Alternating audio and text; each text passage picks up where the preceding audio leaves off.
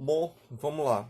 É, esse áudio, né? Ele é uma tentativa de resumo da primeira aula, da aula de apresentação que a gente deu no curso de Direito, né? O primeiro período do curso de Direito da Faculdade Central, o primeiro semestre do ano de 2023.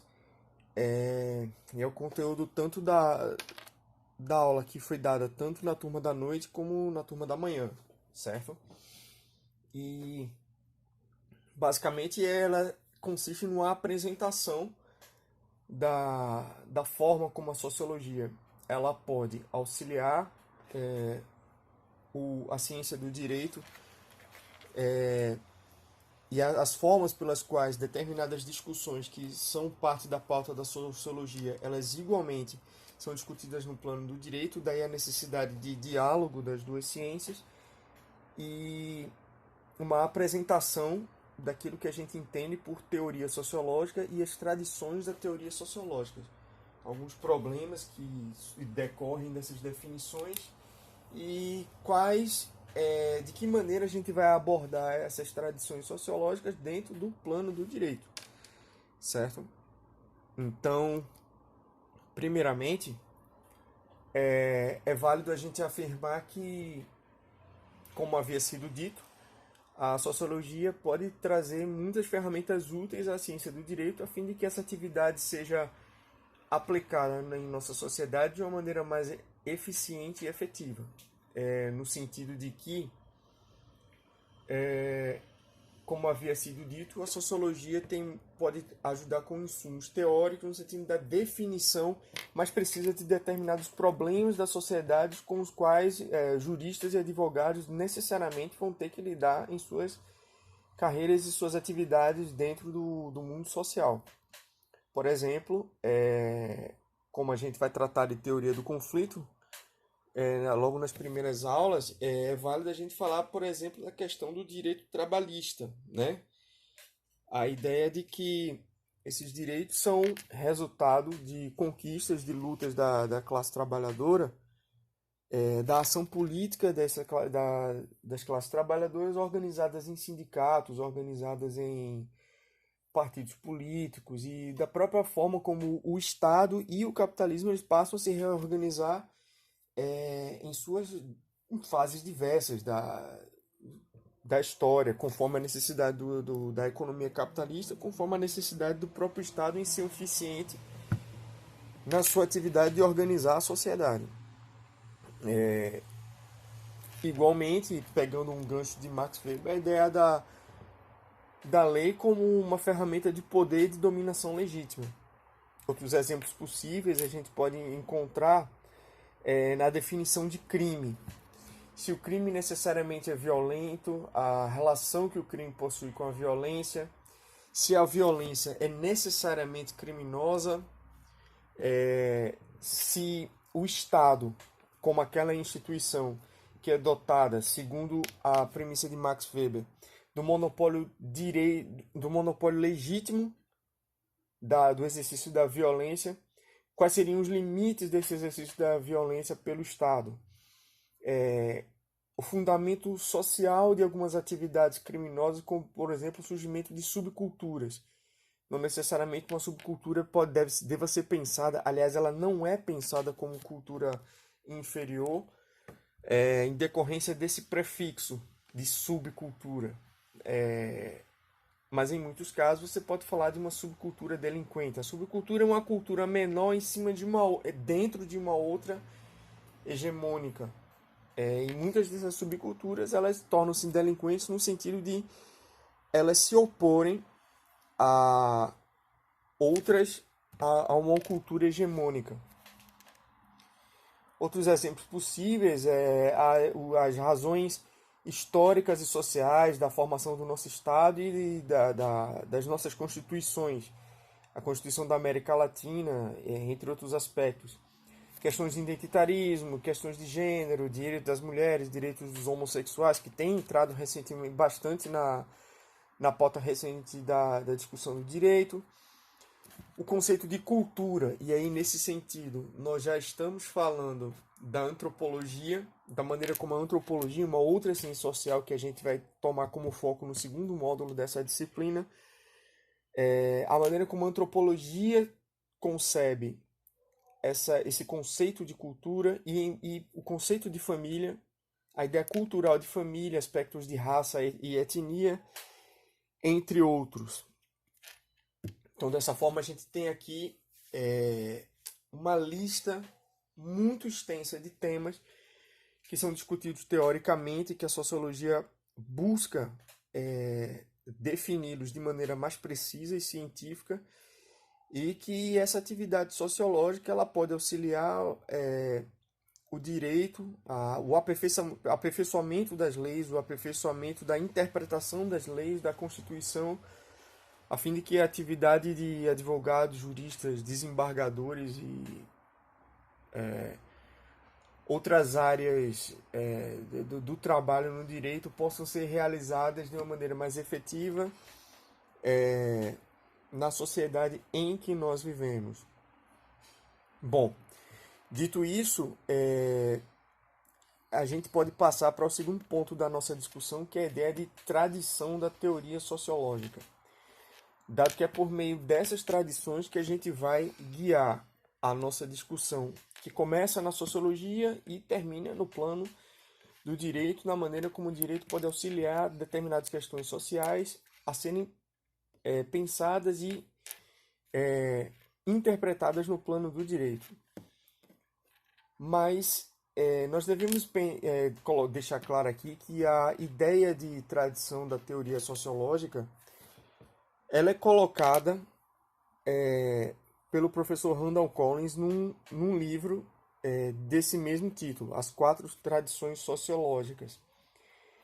E uma primeira questão que a gente precisa discutir nesse aspecto é se a ideia de tradição ela pode conhecer um progresso. Por que essa questão é relevante? Porque na forma como ela está colocada no espaço público, sobretudo a gente viu um exemplo muito significativo disso nas eleições recentes, agora em 2022, você viu uma divisão, uma eleição polarizada entre duas vertentes políticas que representavam, de certo modo, uma defesa da tradição ou de tradições e uma vertente política que representa o progresso da sociedade, das instituições e da democracia. Na forma como ela estava colocada, defender a tradição significaria, visto de maneira muito superficial, ser contra uma ideia de progresso no sentido de que esse progresso rejeita necessariamente a sabedoria de nossos antepassados, das instituições fundadoras da sociedade e, em decorrência disso, o nível civilizacional tende a baixar. Por outro lado, o partido que defende uma necessidade de progresso, ele entende que as tradições elas são defesas de saberes e de costumes já estagnados e que precisam ser superados se desejamos realmente encontrar uma democracia efetiva. E aí, na forma como esses dois conceitos estavam colocados na discussão pública, nessa eleição que a gente viveu ano passado, é muito fácil chegar à conclusão de que tradição e progresso são conceitos absolutamente antagônicos. A minha tentativa é argumentar primeiramente que essa ideia ela é errônea, porque nós precisamos partir primeiramente de um conceito do que vem a ser tradição. Uma das muitas formas de se definir tradição, mas que eu considero que é bastante simples e uma vez que ela consegue condensar os aspectos da tradição de uma maneira simples, eu tendo a crer que ela é mais eficiente. É a ideia de que a tradição ela consiste num conjunto de conhecimentos e de costumes que surgem num determinado tempo histórico e que são passados de geração por geração E nesse processo de transmissão desses conhecimentos, esses conhecimentos conseguem vencer o tempo e tornarem-se vivas no presente. Ou então, dada essa definição, eu acho que é importante a gente partir para o nosso argumento de que esses dois conceitos, eles não necessariamente são antagônicos, o de tradição e o de progresso. Um primeiro aspecto interessante é do catolicismo. Um exemplo que a gente pode colocar aqui é o do catolicismo. Porque você tem uma ideia de revelação cristã que dá início à história do catolicismo, que é base também do protestantismo de alguma forma. Muito embora o protestantismo compreenda a revelação cristã de uma forma diferente, uma vez que ela considera que os dados da revelação eles estão contidos nas escrituras sagradas. A maneira como a tradição católica concebe essa ideia de tradição, essa ideia de revelação, consiste em você considerar todos os dados que se iniciam do anúncio do anjo à Virgem Maria e terminam com a morte do último apóstolo. Essa é a maneira como a tradição católica a concebe. E nesse período você tem todo o ensinamento que sai da boca de Cristo, que é repassado pelos apóstolos, certo? Todas as informações que é passada por Cristo e pelos apóstolos durante esse período. Então, uma vez que essa revelação é completada na morte do último apóstolo, você tem aí aproximadamente 2.000 anos, e nesses 2.000 anos você tem diversos concílios, por exemplo. Você teve o Concílio de Jerusalém, Concílio de Niceia, Concílio de Constantinopla, Concílio de Trento, Concílio Vaticano I, Vaticano II. E dessa forma, um acúmulo de informação que reforça o conhecimento dado sobre a revelação. Isso sem falar de um acúmulo de conhecimento que vai desembocar necessariamente na transformação da hierarquia da igreja, ensinamentos ordinários, extraordinários, bulas, decretos, encíclicas e uma vasta documentação que nos permite pensar a tradição católica da seguinte forma: em termos de acúmulo de informação, de progresso, de desenvolvimento de uma sociedade, porque a igreja não deixa de ser uma forma de sociedade com a divisão do trabalho, etc. Você pode pensar que o catolicismo ele conheceu o progresso sem perder a sua essência de tradição. Partindo desse mesmo raciocínio, a gente pode pensar em tradições científicas como a própria ciência da física. Você pode considerar, partindo da mesma premissa, que a física no período de Newton, em comparação à física tal como ela se desenvolveu nos tempos atuais, você tem um acúmulo constante de saberes. De lá para cá você teve teorias diversas desenvolvidas, fórmulas, você teve a teoria da relatividade, enfim, a física ela pode ser constituída como uma tradição científica, certo? Ao mesmo tempo em que ela conhece o progresso, ela não deixa de ser uma tradição. Então, se essa premissa ela vale para admitir que uma tradição ela pode conhecer o progresso e que os saberes científicos, os campos dos saberes científicos podem ser pensados como formas de tradição que progridem no acúmulo de conhecimento, essas mesmas ideias elas devem ser aplicadas à própria ideia de ciência social, entre elas sociologia, antropologia, ciência política, história, direito, entre várias outras, certo? No que diz respeito ao plano da sociologia, o Randall Collins vai nos dizer que a tradição sociológica, as tradições da teoria sociológica são 4. A tradição microinteracionista, tradição racional utilitarista e a tradição durkheimiana e a tradição do conflito. Nesse curso que a gente está dando aqui no curso de Direito da Faculdade Central, é a disciplina de Ciências Sociais aplicadas ao Direito, esse módulo de Sociologia a gente vai ficar somente com 3 dessas 4, certo?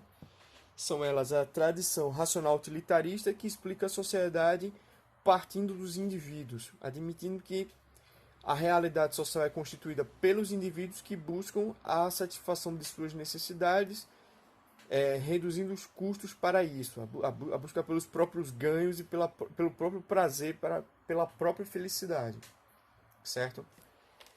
Em oposição a isso, você tem a ideia de tradição durkheimiana. Ela não parte do indivíduo, mas da sociedade em si, porque ela possui uma realidade autônoma.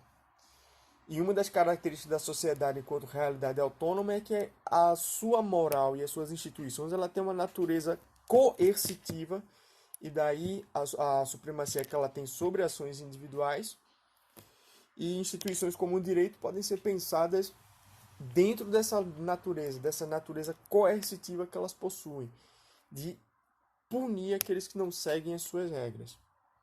Por último, você tem a tradição do conflito, que ela é principalmente representada por Karl Marx, por Max Weber, de que a sociedade deve ser compreendida a partir do conflito de grupos sociais que possuem interesses antagônicos, em especial na luta pelo poder, certo? E, nesse sentido, o direito pode ser pensado como ferramenta de dominação de um grupo social, de uma classe, sobre outra. De uma classe, seja ela política, seja ela de uma classe econômica. Então, daí você tem as 3 tradições sociológicas que a gente vai abordar.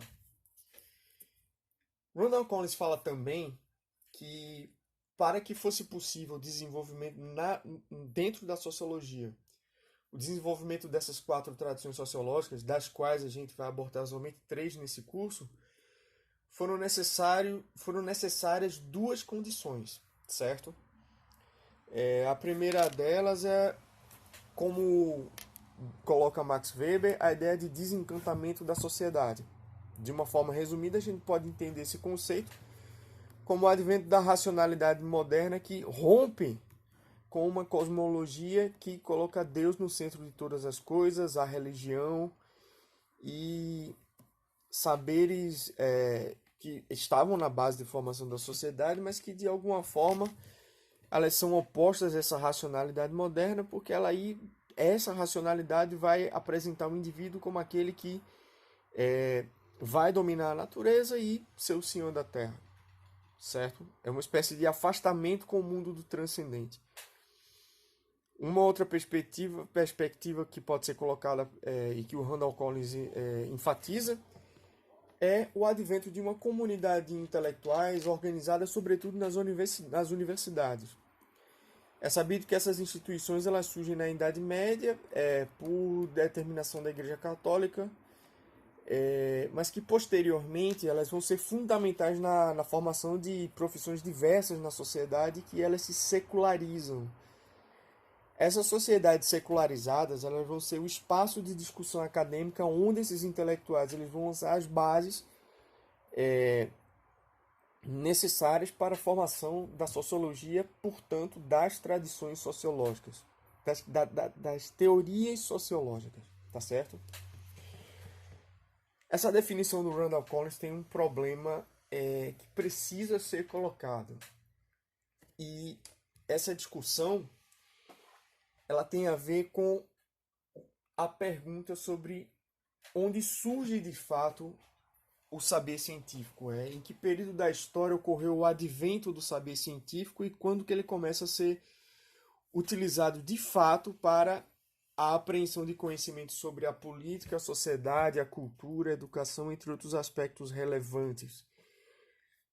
Bom, um filósofo chamado Eric Voegelin, ele tem uma proposta que vai de contra o que o Randall Collins coloca, no sentido de que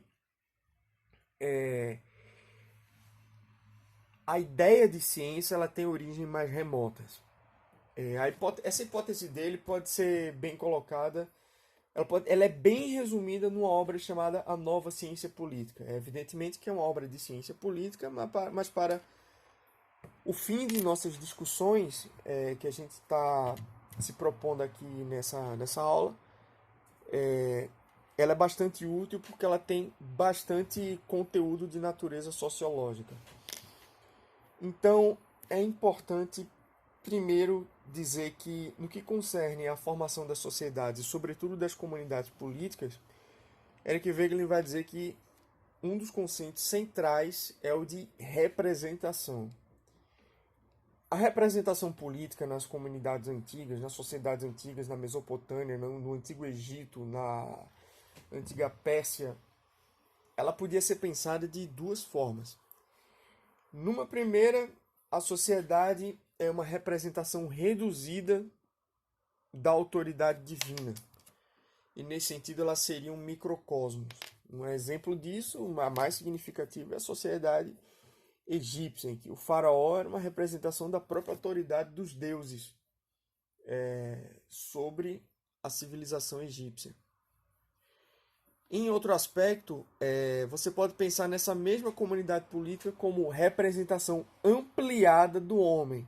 Nesse sentido, ela seria um macroantropos. Então tem essas duas naturezas aqui. A ideia de microcosmo, uma ideia de cosmo reduzido, de ordem divina reduzida, e a ideia de macroantropos, uma ideia de homem ampliada, um modelo de homem que é concebido naquela sociedade que tem a sua ideia ampliada e simbolizada, o seu símbolo condensado na própria sociedade, certo? Uma dessas civilizações antigas estabelece duas ideias absolutamente revolucionárias quanto à maneira como a gente pensa essa ideia de microcosmos e de macroantropos. A gente está se referindo à Grécia Antiga. A primeira ideia é a de que, sendo por definição o plano divino, se referindo à ideia de eternidade, significa necessariamente que essa ideia de as verdades eternas, elas não cabem dentro de uma representação, dentro de um conjunto de saberes limitado no tempo e no espaço, na sociedade humana, que é a própria sociedade humana, certo? Isso quer dizer que a maneira como as sociedades humanas, as instituições compreendem a verdade vinda dos deuses ou de Deus, ela é extremamente parcial e limitada, imperfeita. A segunda ideia é que essa oposição entre as verdades imperfeitas que são representadas na instituição, ou o reflexo imperfeito delas na instituição, nas instituições humanas, se comparadas com a verdade divina tal qual apreendida por um ser real, vivente e inteligente, essa oposição ela só pode ser entendida por um indivíduo, nunca por uma coletividade, nunca por instituições sociais, certo? Essa ideia ela pode gerar necessariamente a um conflito. Esse conflito, essa tensão, ela foi representada primeiramente no plano poético. Você tinha a poesia grega, representada por Homero, por Hesíodo, e em vários outros poetas trágicos. No teatro grego, você tem a ideia de que você tem um indivíduo que conhece a realidade divina de uma maneira mais perfeita do que tal como ela está representada na comunidade humana. A comunidade precisa obedecer a essas leis e ela vai entrar necessariamente em confronto com esse indivíduo.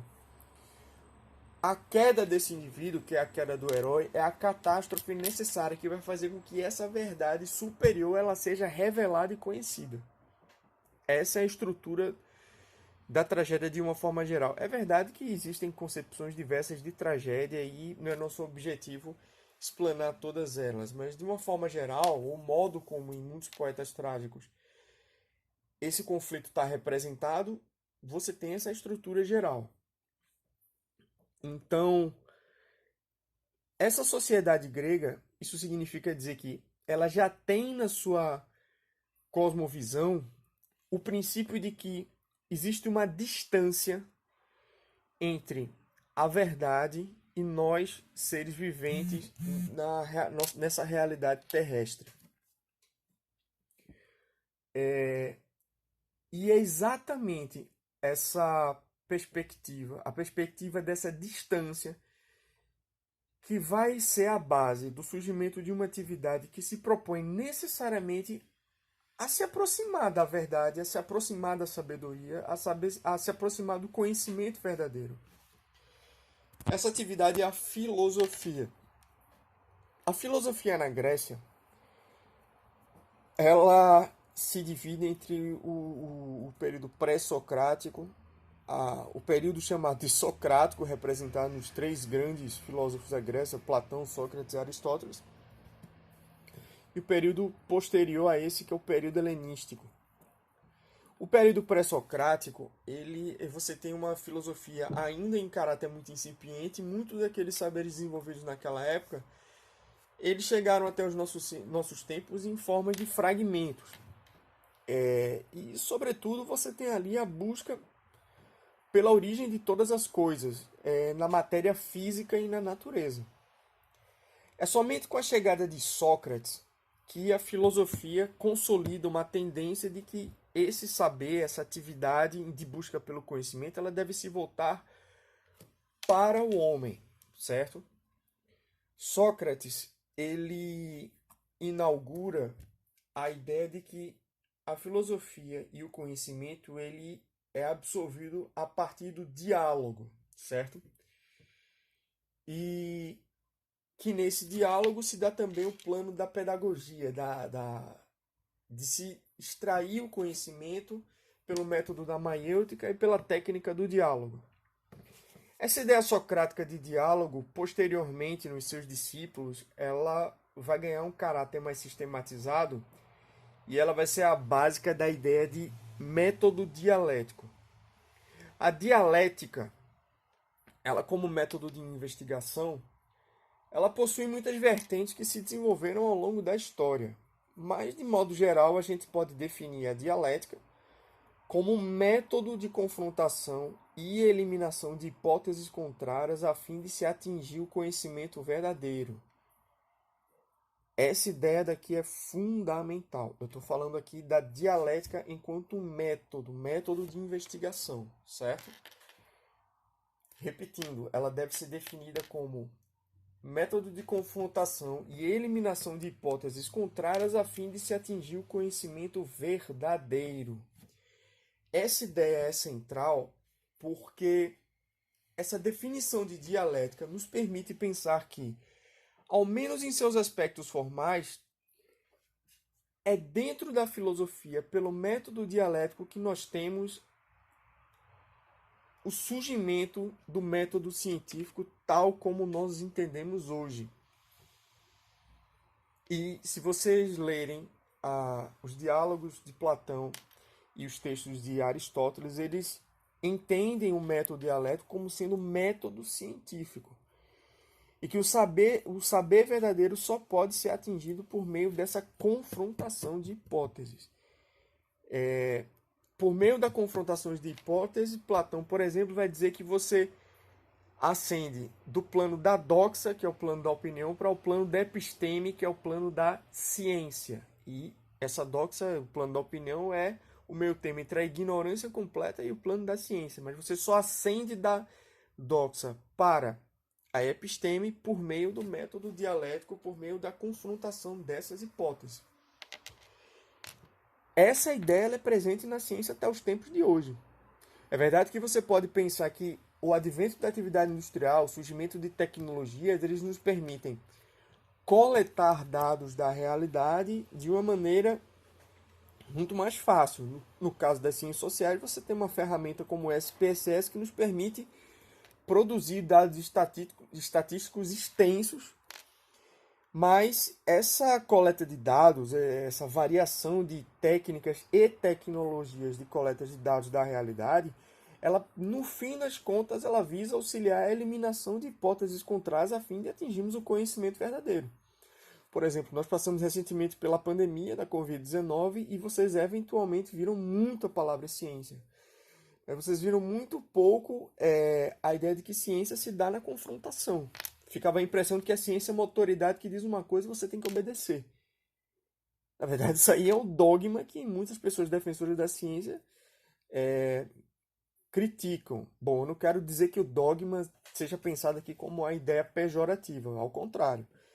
Mas o que é importante que a gente entenda é que se, por exemplo, uma questão bastante controversa é a questão da hidroxicloroquina e da ivermectina, do tratamento precoce. Se eles realmente são capazes de combater efetivamente os sintomas da Covid-19 ou não. Você teria aí duas hipóteses contrárias que precisam ser testadas. O teste é exatamente essa confrontação para a eliminação de uma delas. Ou, no caso, os efeitos colaterais da vacina. Se elas não podem ter efeitos colaterais com relação a problemas respiratórios, cardíacos, entre outros. Isso precisa necessariamente ser testado a fim de que essas hipóteses elas sejam as falsas hipóteses eliminadas, a fim de que você chegue a uma informação verdadeira, um conhecimento efetivo com relação a essa questão, e de uma forma que a ciência nunca perdeu do seu horizonte a necessidade dessa confrontação de hipóteses que surge no advento do método dialético ali na Grécia, ali na filosofia grega. Portanto, essa informação nos permite repensar as origens das ciências sociais de uma maneira geral. E aí a gente precisa explicar o porquê.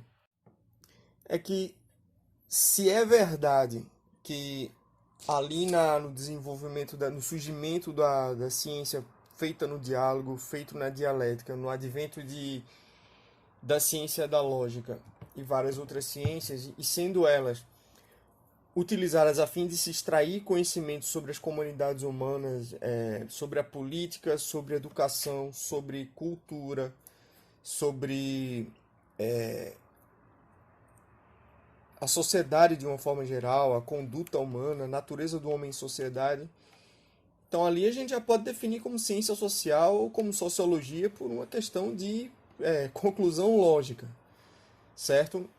E que essa atividade ela não, ela em nenhum momento ela teve propriamente uma estagnação, como afirma em determinado momento do capítulo de apresentação das 4 tradições sociológicas, um livro do Randall Collins que a gente citou.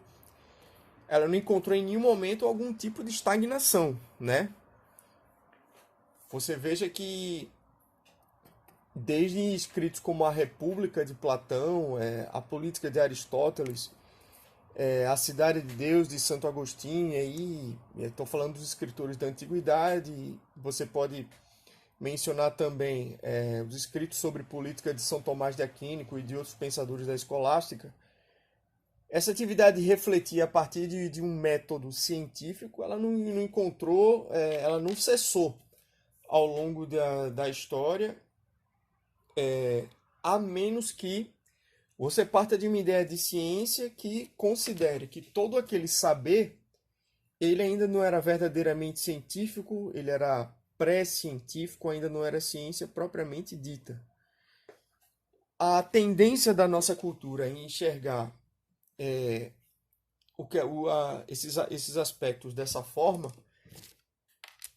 é uma herança do iluminismo e do positivismo, né? O advento do iluminismo, a ideia de razão humana como uma ferramenta emancipadora do homem, no sentido de emancipar o homem do medo da natureza, do medo de crenças não apreensíveis pela razão, de fazer o homem superar o mito que sustentava governos absolutistas, a servidão e a liberdade, e a falta de liberdade do homem, e, portanto, uma razão que finalmente vai colocar o homem como um ser livre e senhor da terra, Isso é uma herança do iluminismo.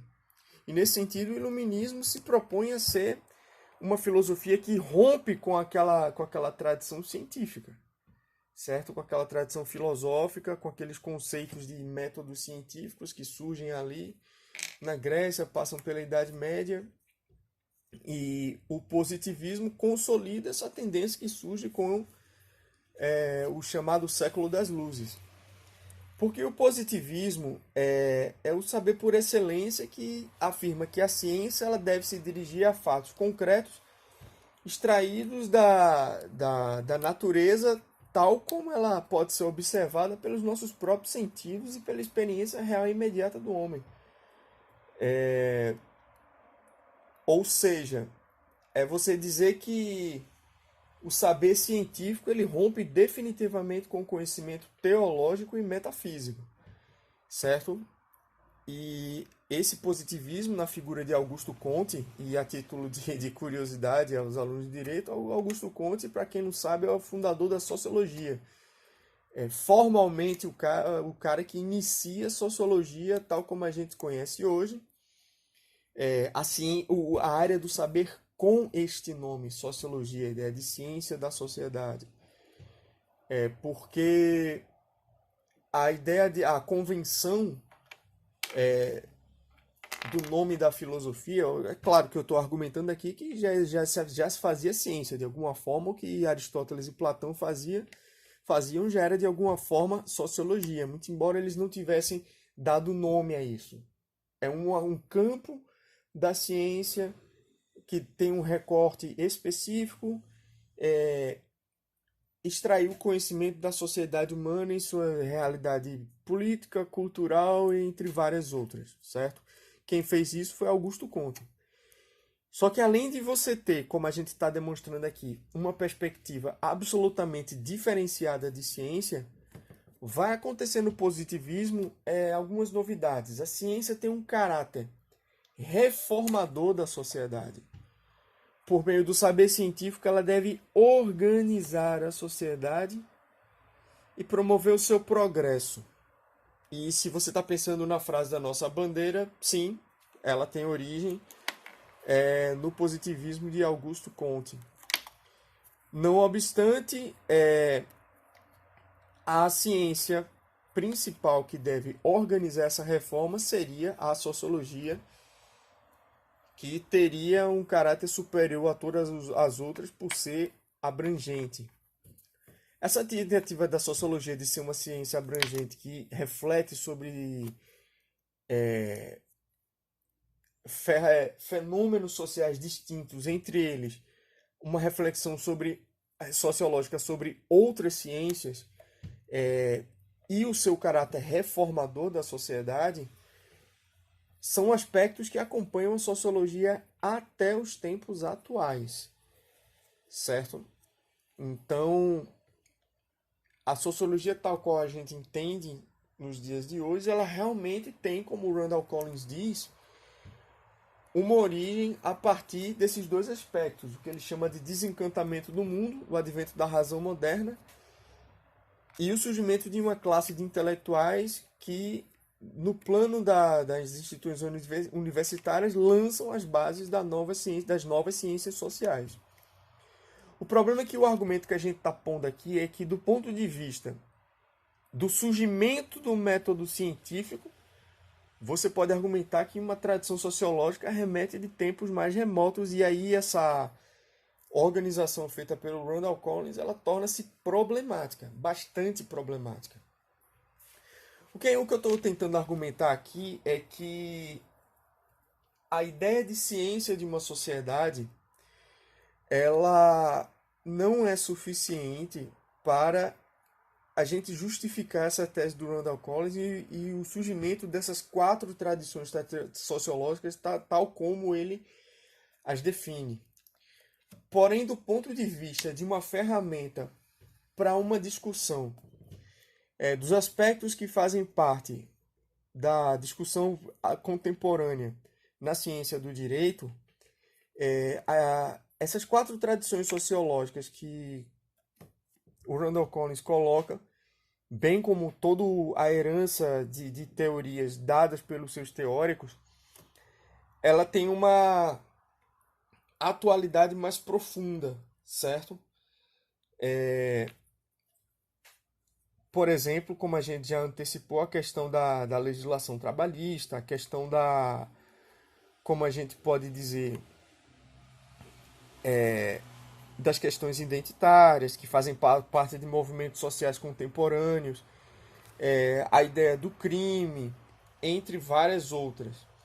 Todavia, a gente não pode perder de vista essa herança mais remota que consiste na própria ideia de ciência, no sentido de que ela ainda é útil para a gente verificar a validade das proposições que os teóricos contemporâneos colocam na sociologia, certo? Toda essa explanação é muito no sentido de eu mostrar para vocês a complexidade da gente definir o surgimento dessas tradições sociológicas, a validade de determinados paradigmas, bem como os aspectos problemáticos de uma ciência que, em certo sentido, ainda está em construção e em quebras de paradigmas e adventos de novos paradigmas, muitas questões complexas foram colocadas.